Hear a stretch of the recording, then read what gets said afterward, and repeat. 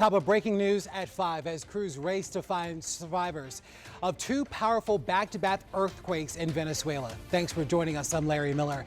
We know at least 188 people have been killed. More than 1,500 others are missing tonight. A 7.2 quake hit overnight, followed less than a minute later by a 7.5 magnitude earthquake. Experts say that they're among the strongest to strike the country in more than a century, and nearly 24 aftershocks have been reported. Within the last hour, Virginia Task Force 1, an elite search and rescue team from our area, left to help the people of Venezuela. That group is based out of Fairfax County. Sarah Robinson caught up with them before their trip.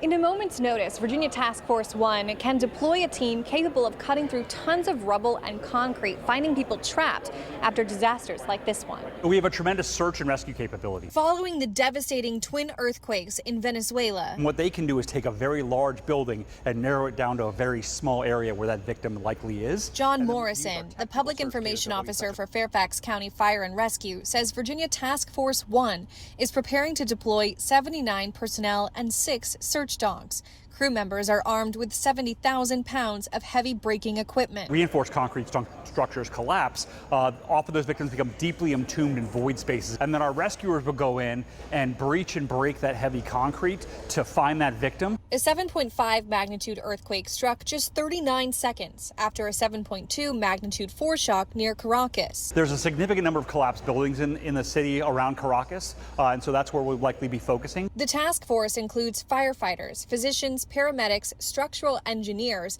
and canine handlers. They're what we call live find dogs. So their job is to sniff out victims in those collapsed reinforced concrete structures. Then, using sensitive listening devices to pinpoint their location, rescuers breach through concrete to reach those trapped alive. It's emotional.